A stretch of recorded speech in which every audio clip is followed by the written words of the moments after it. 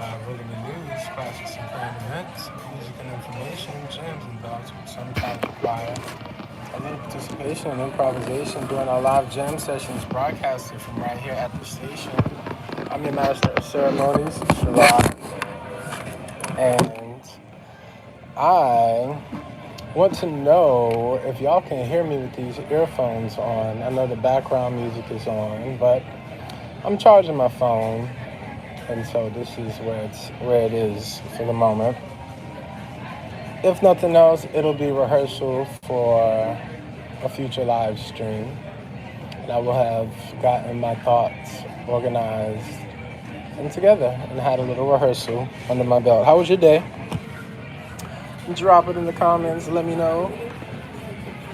Drop some hearts and likes. Make sure to click that like, share, subscribe button, comment, and link in bio. All of that.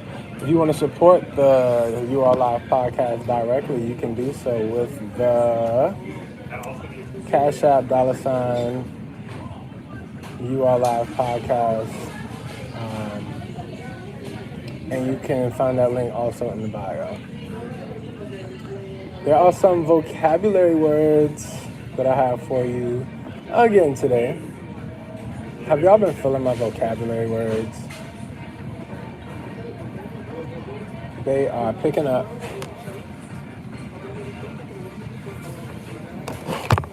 They are picking up.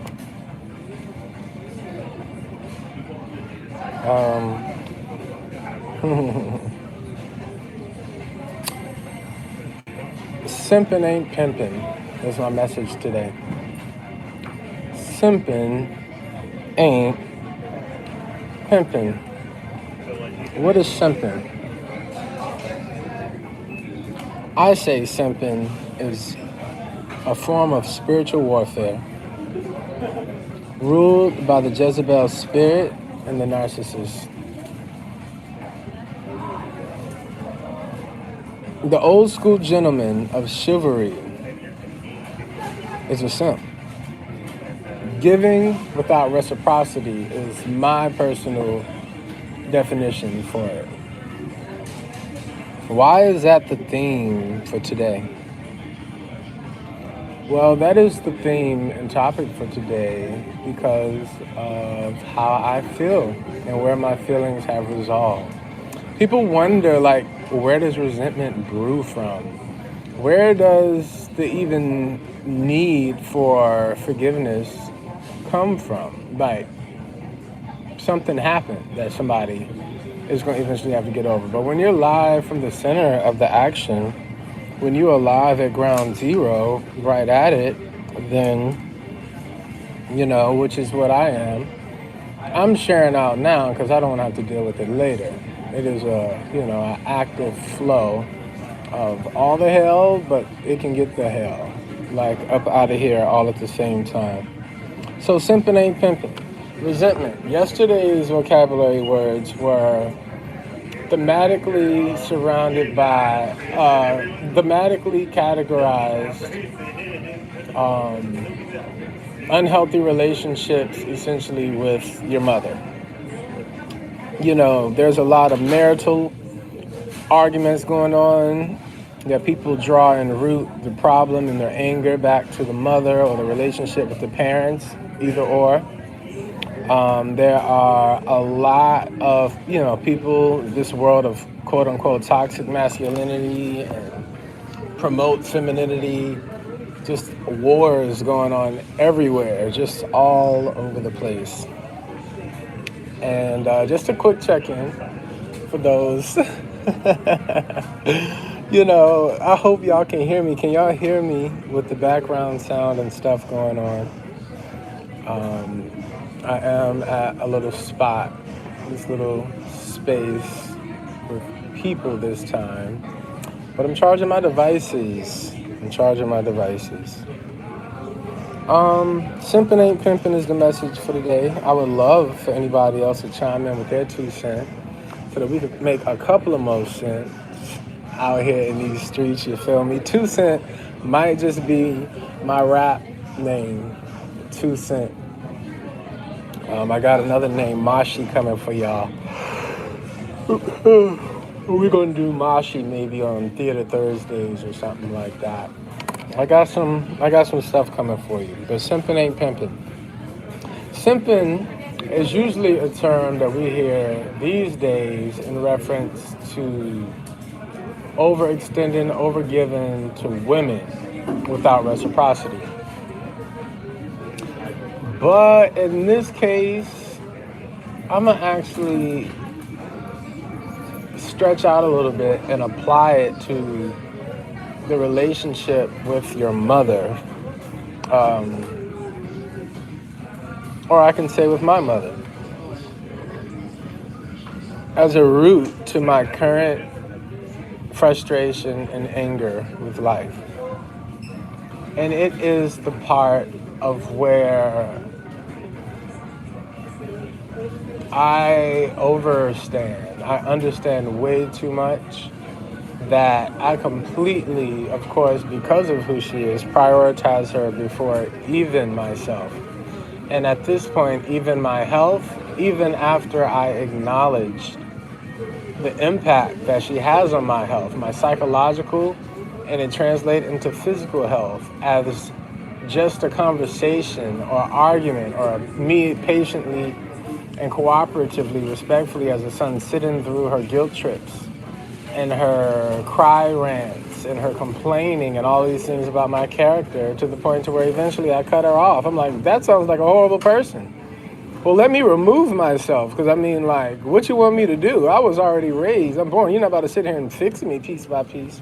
You're also not about to turn me up and down and side to side like a stereo whenever you feel like it either. So, you don't deserve that. That sounds like a horrible thing for your life. So we went years and just seasons without talking. And,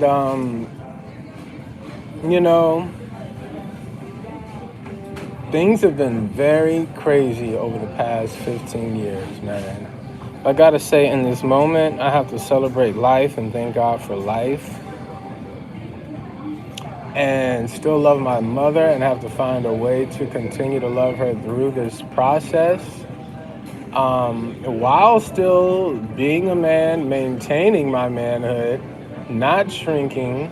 I don't know if any brothers out there can relate to this message, but because I know that there are other brothers out there who can relate to this message, because I've seen it in other places in the world, I've been said God used me, so right now, not low-key, it's not about what it looked like or any sort of shame, humiliation. Like, I've been through way worse. I've been through a lot in my lifetime, so I really don't care what shit looks like. In fact, for the integrity for my podcast, I have the camera turned off and you just have the avatar profile photo showing, just because, capacity.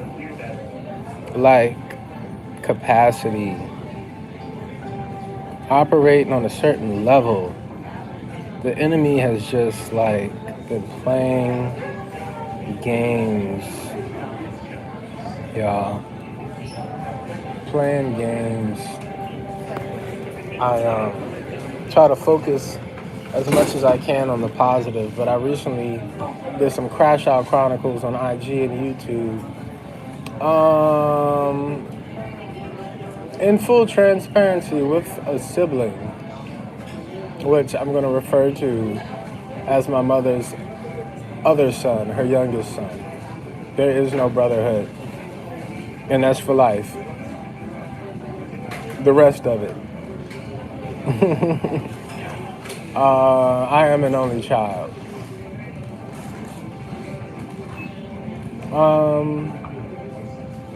We're 10 years apart. And there is a part, I don't know if there's in anybody else's journey, but you didn't help somebody else with amnesia raise their kids. And because of whatever anybody got going on, whether it's pride, true amnesia, dementia, Alzheimer's, ongoing, what do they call it? Whatever it is. When it comes time for any form of reciprocity for your energy and time investment, Baby, that shit, I don't know if I can generalize, but I'm gonna go ahead and say it ain't gonna be no funds in that account when you reach for it. So just as you would not loan things that you don't want to give away,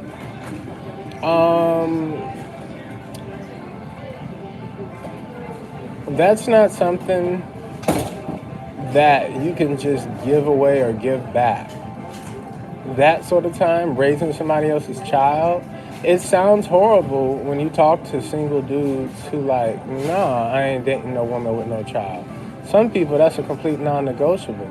I was simping. I didn't mind if I met a lady who already had a child at one point. 'Cause I was like, I don't even know if I necessarily want to bring any new lives into this world. I don't necessarily see Earth as a present. I see Earth as a scam. I think it is dead wrong that we got to work like this. I ain't no stranger to hard work. But this capacity and this structure and this format for some life that we didn't even ask to be here for, and we got to do what for the rest of our life? Horse shit. Horse shit is how I feel on that. Natural resources don't cost. And then you add inflation and you out your mind. Out your mind. So simping ain't pimping. And if you are a latchkey kid or an older sibling raising your younger siblings, I'm curious to hear from y'all. What is y'all life like now? What is your marital life like now? How many children do you have? I'm curious to hear about y'all. Maybe that's my tribe, to speak and find and connect with more people like that who can just like remotely understand my language. Every single energy is not necessarily a replenishable resource. When they say spoil it, it's not just like spoiling like, oh, I got you too many gifts and you spoiled. But you can spoil the experience of bringing in a new life into the world. I was already too much game to be like, I ain't having no kids early in life. That's one thing I ain't doing, is having it early in life. But then you get to 38 and you realize, whoa, you passed, the prime of your youth.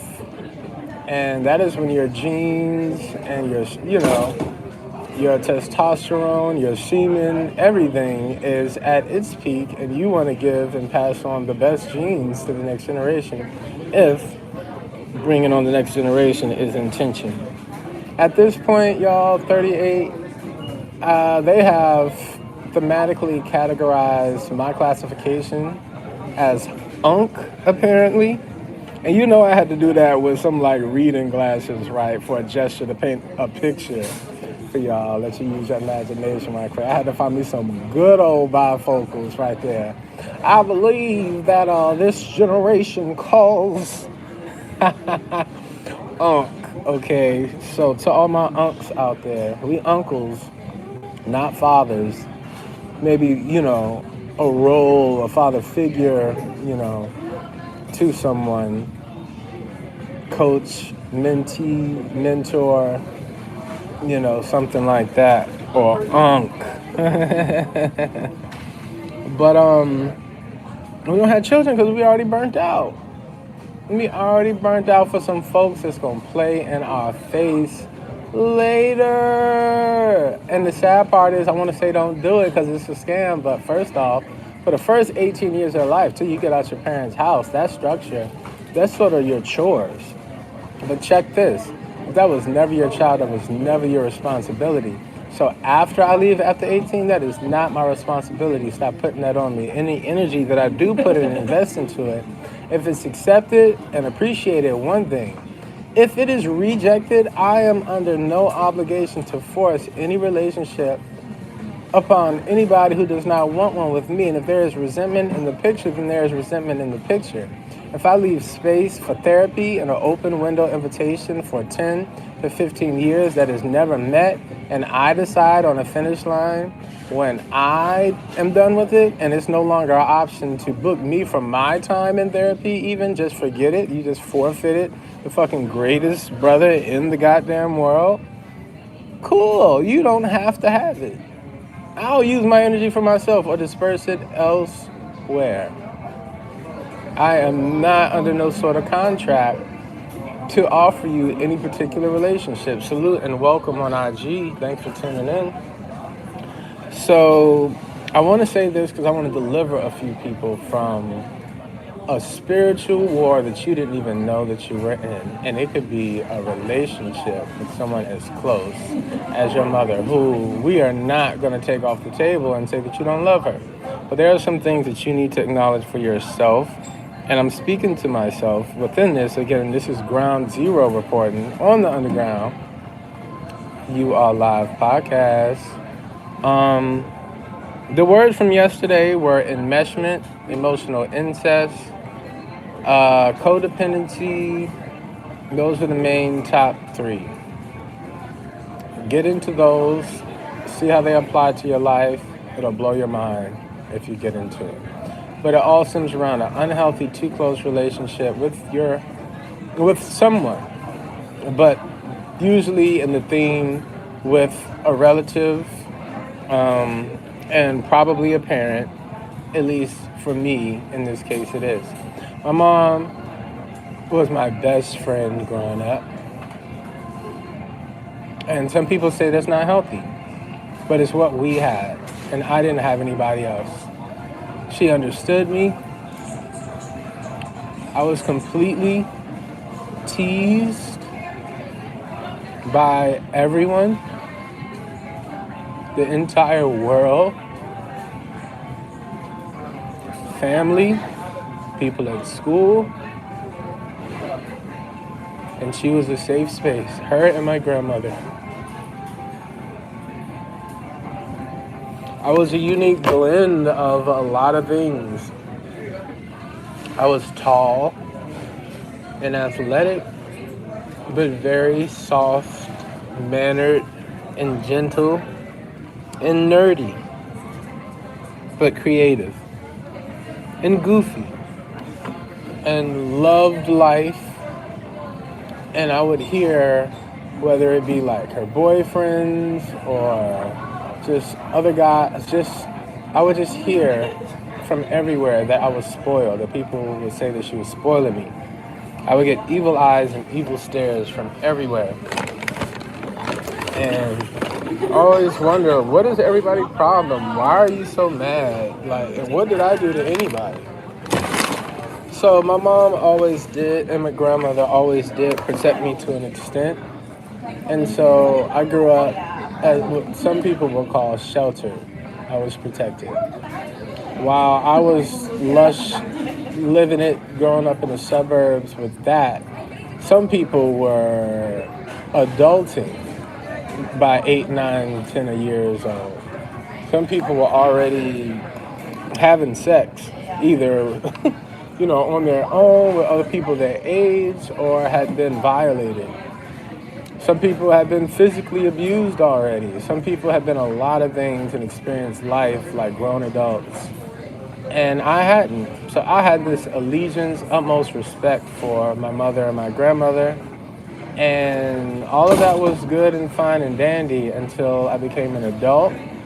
And the very first crime that I committed was growing a beard and hair outside of the image that they had procured for me.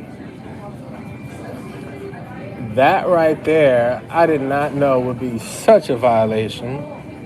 To all my simps out there, if you don't have freedom of identity, freedom of voice, freedom of expression, you might just be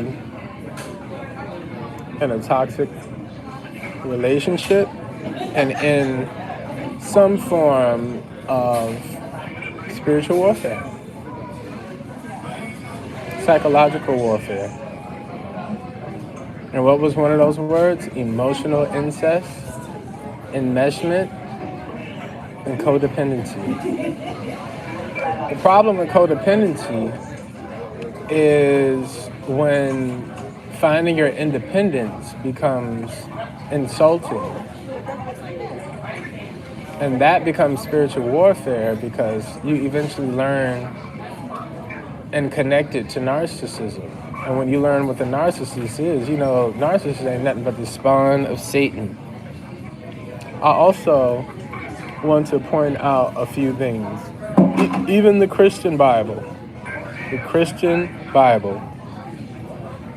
honor thy mother and father, and your days will be long.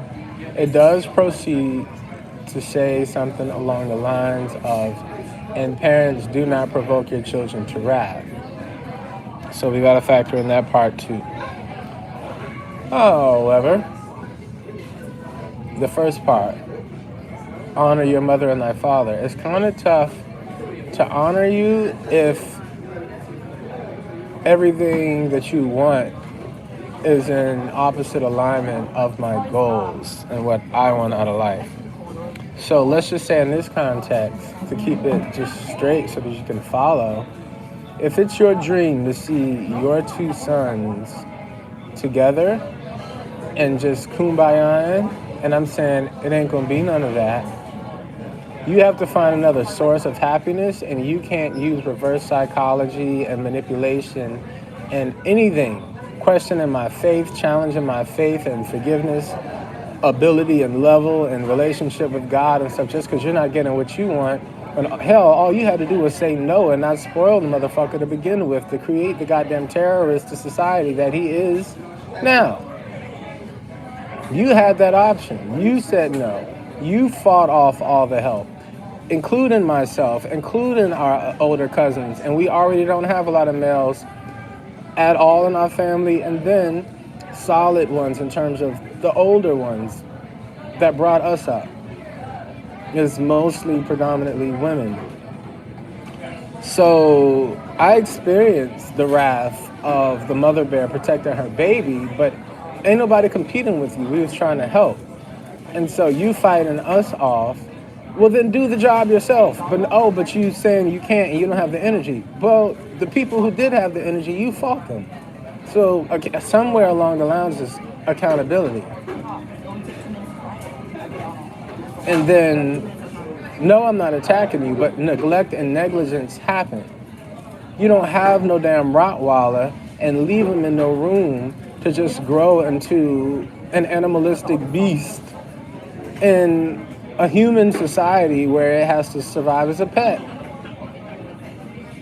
Now, if it's going to be a nature dog and it's going to be a yard dog, then fine, but that's what it's going to be. But that's what you have, a goddamn yard dog in the middle of a city.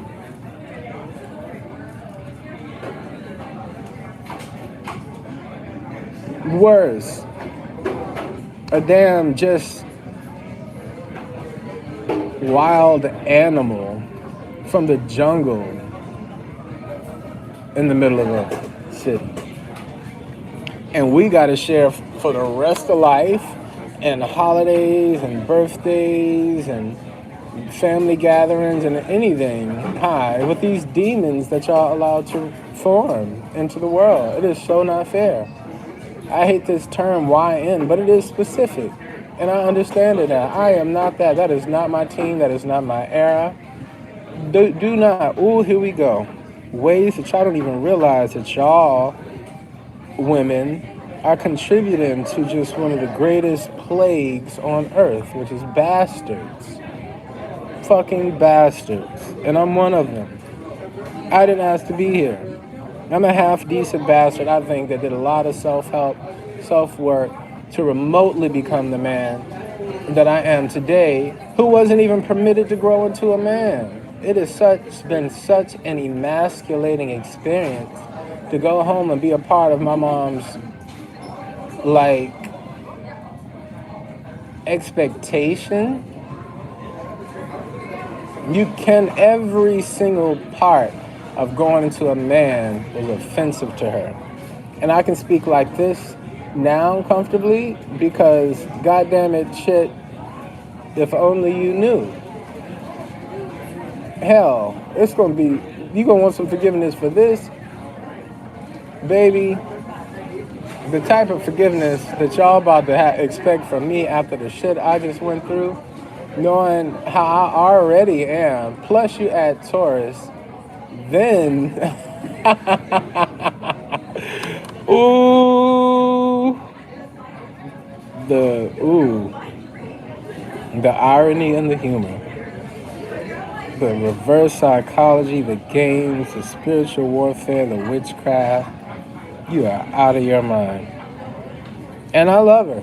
But I'm talking right now to save my life because essential question from the beginning, where can a black man go as a safe space? The list that I provided for me: barbershop, gym, studio, church, park, beach, outdoors. And nowhere on my list is home. And that would be some people's first. I have had my own place several times as an adult, but not consistently and not with smooth transitions. Which means in between some of those seasons, I've been homeless. I counted today. The first time was in 2014 or 2013, winter in New York City, after working a great job, one of my favorites to this day. And it was, I showed up to work one day, had been doing my thing, and games were played, and I basically no longer had a job. And I was not finished my project, which eventually did still win the 2014 Made in New York Film Festival. It was entitled Hypothetically Hope, addressing the lack of black male educators. This is how dedicated I was to my younger brother. I spent so much time researching all the problems that my mom was complaining about throughout his schooling that, I was so committed to fixing all of her complaints and what she was going through and whatever his issues and problems were, that I had even started a documentary that had different names and beginnings prior to that project. But a root that I had found was, where are the black male educators?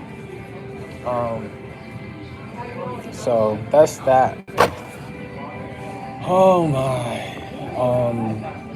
But on that path of researching the lack of black male educators, I eventually became one. I applied after that documentary, became an art and music teacher in DC.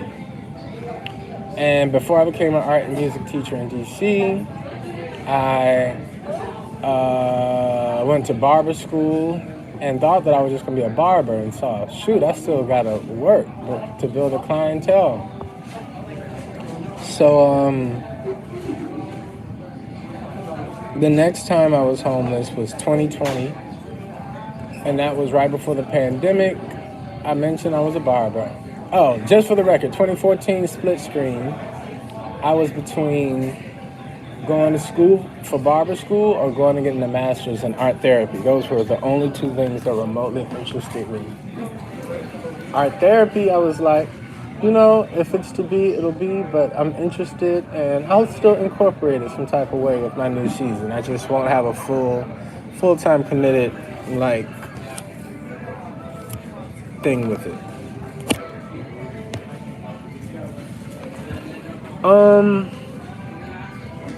2020, I had a studio in Burbank, California. I had done my second hair show. The first one was at the Howard Theater, and the second one was at Academy LA on Hollywood Boulevard.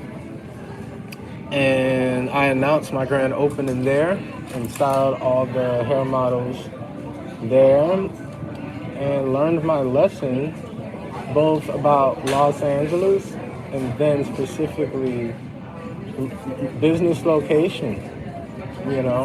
I had done all of my marketing and promo and cards in North Hollywood, and then I went and found a spot in Burbank, which is like a 10-15 minute drive away, that we'll just say that didn't transfer as smoothly in the time frame that I needed it to. North Hollywood people were looking for North Hollywood. And then 2020 happened, and the whole world shut down. And I actually had one of my best creative seasons that year. Um, I started a little virtual paint and sip and started podcasting regularly, from the park. And just a quick note, I'll never forget. There was this lady came up to me one day with a battery pack. It was a phone charger and it had solar panels on it. It was bigger than the average small little battery pack. It's probably the size of like the new iPhone. A little bigger and definitely like just bigger than that. But I was like, that is so cool. I told her, I said, man, that you have no idea how profound this gift is. Are you serious? I spend so much time going in places like right now. To be in somewhere with air conditioning, Wi-Fi, power to recharge. And you sitting here and you just gave me something that could recharge my power. Are you serious? I just thanked her so much and was so grateful. Now, at that time and for that device, that particular solar panel did not charge that device at all fast enough for it to have benefited me. However, I thought I was like, it's the thought that counts.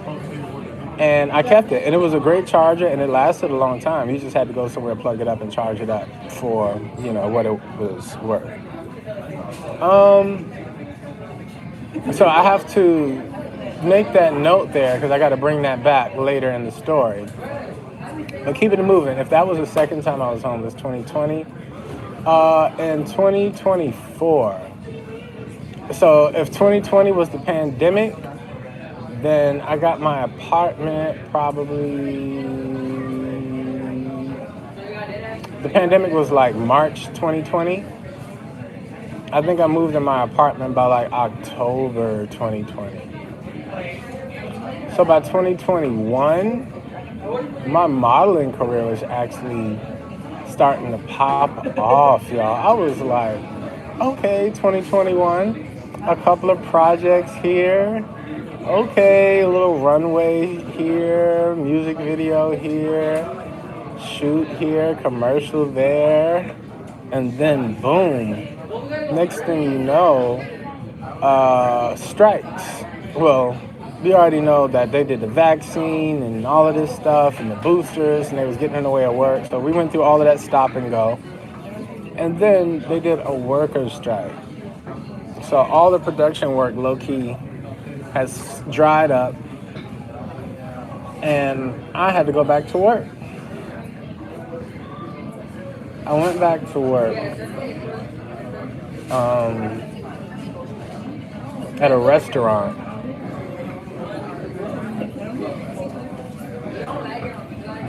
And let's just say,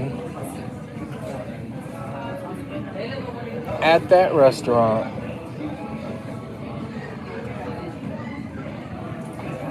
a particular manager told me that she was a witch bitch. Right before that, she had said some comment along the lines of double entendre, hot chocolate, and was referring to me as hot chocolate, both the hot chocolate and then hot chocolate black man. And I didn't really feed into anything sexual with her or responding. I just made note of it. And some type of way, some other things and harassment was going on at work. And I was like, I don't want my name listed on my staff meals anymore. I don't want anything drawing any attention to my food, identifying it with me, that anybody could associate who's running and bringing the food or cooking it even. And eventually when she said she was a witch bitch, she started these very passive aggressive, control inflating actions and energy on the job. And a week later, I walked into a booby trap at work.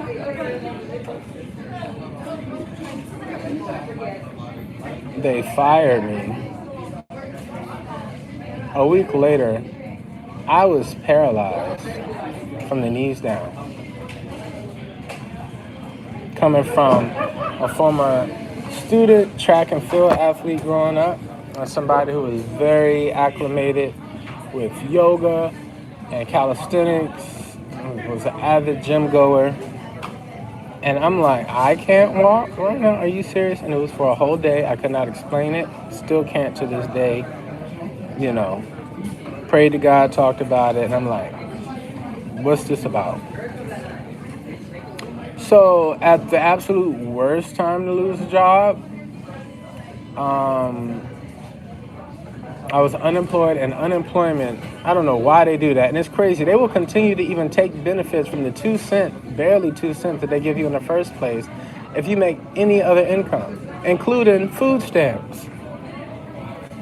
So that definitely wasn't enough to cover no rent.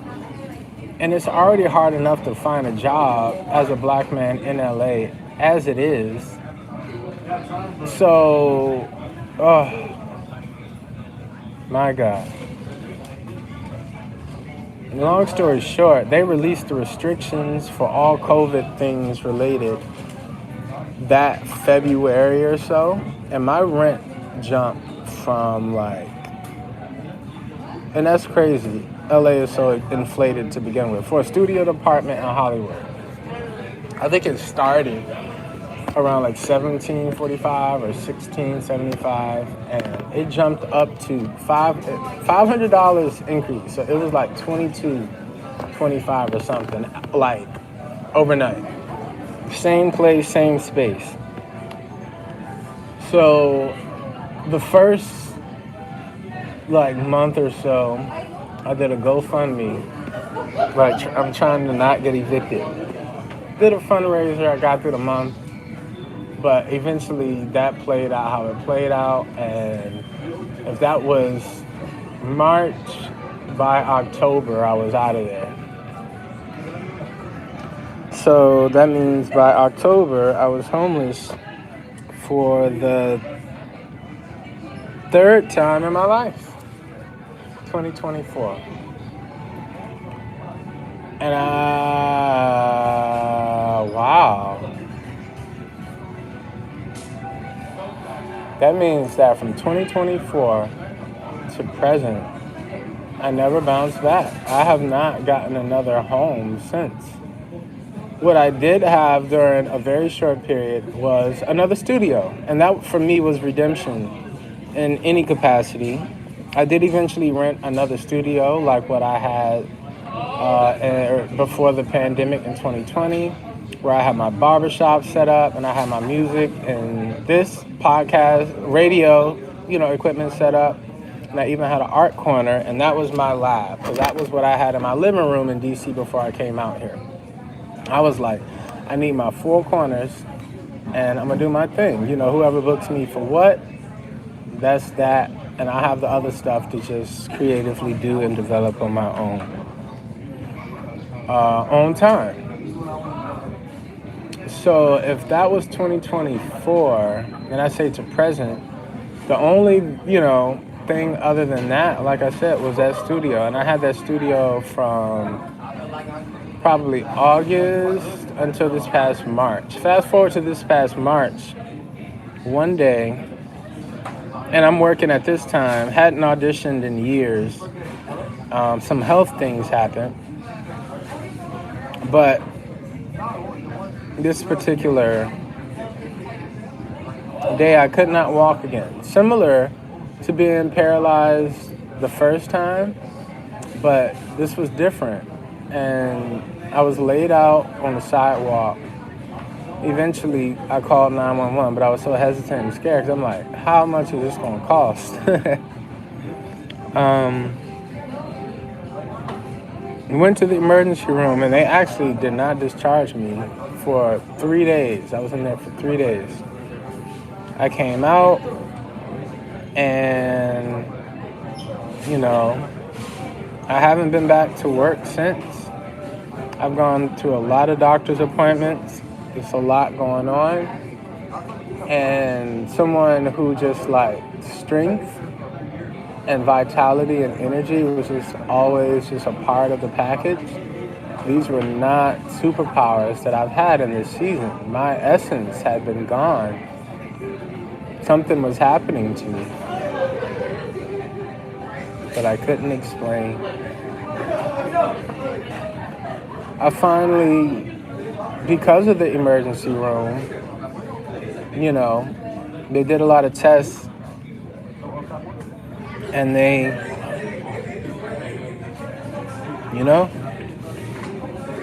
start scanning everything and just checking the whole thing out.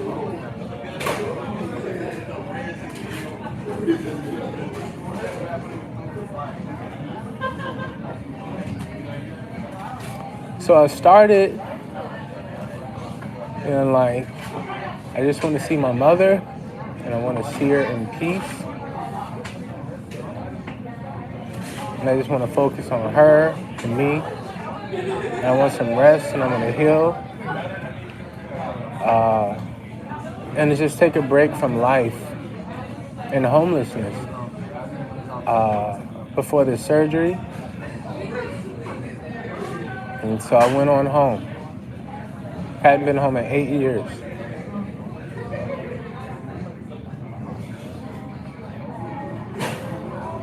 Well, I'm back in Los Angeles. Homeless again.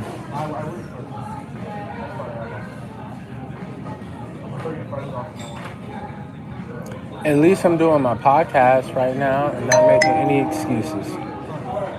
Because I could have gotten all this started sooner and in the studio, but I was worried too much about perfection and executing the vision. Now, I did go live several times from the studio. You can see that on my timeline, and you can see rehearsals, a lot of music rehearsals. But I hadn't pulled all the pieces together for all the elements of what it was supposed to be. But during that time that I did have the studio, I was working as a music teacher for a music conservatory, and that was a beautiful experience. As soon as I did have to go to the emergency room though and wasn't able to work, and I had been there from August to March, they said that I had not been working there long enough to use any sort of sick or medical leave.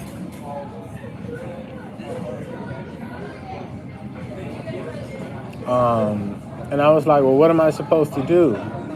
Next steps. And they were like, well, you should resign and we'll hire you back when you're ready to come back. We just can't have you on the roster, if you're not going to be working. Well, ladies and gentlemen, that's how that went. And that was March. It is now July.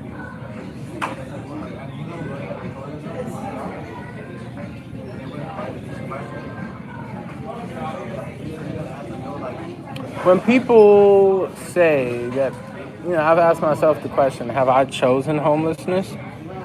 In one way, yes. Because I never, like I said, I guess all those times, I could have gone home, but what is home?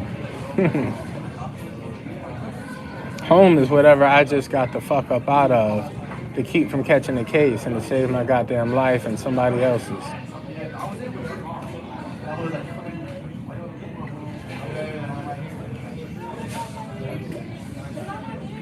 Somebody's child I don't owe shit to, who ain't a child no more. By legality, is not a child anymore. Just by age, he's not a child anymore. But the level of low vibrational frequency that you have to stoop to go home is such an insult. Absence of respect. Never mind disrespect, just nowhere even a part of the picture. Amnesia. Hate. And so I'm going to go ahead and say it. Yeah, we fought. Fights happen. Brothers fight. Can't nobody do nothing about that. But again, they call us in this next generation of YNs. We are not the same. How does a fist fight turning into a vase being cracked on my head.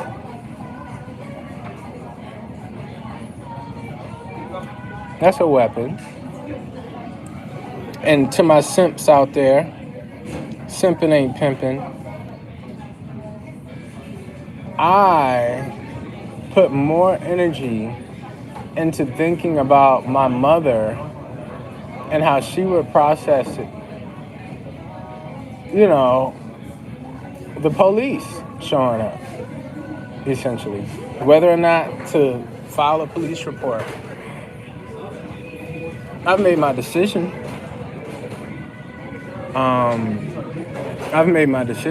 But I had to go through a lot to reach that place. And considering I know that what my podcast was already headed in the direction of, I decided to go live and report from ground zero. Because what do you do in a crisis? And as a black man, because everybody will go and rescue somebody else, but who will really come for you? We are on our own out here. And so if we are going to be this alone and this self-sustaining, then you actually can't spoil us. That is such a disservice and an injustice. It's robbery. It's a lie. If we got to be this alone and this self-sufficient without the idea of support, that's not even right to rob us of the experience, of the coordination to do this on our own and to not instill anything in us. That is so unfair. The male, naturally, as is already behind the curve of maturity compared to the same female that's born at the same time as him. Females, women, mature faster than men. So to get and to maintain that girl and to provide and protect for that girl, you got to be ahead of her. You babying and spoiling us and robbing us of all of our juice. And then you mad at a beard of all things. Because I ain't, looking like the baby that you created anymore. It's emasculating. It is emasculating.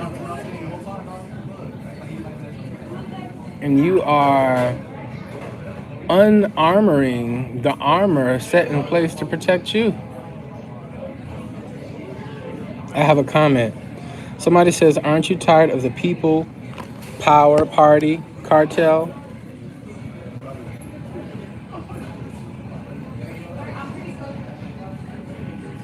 Somebody is, I think, spamming.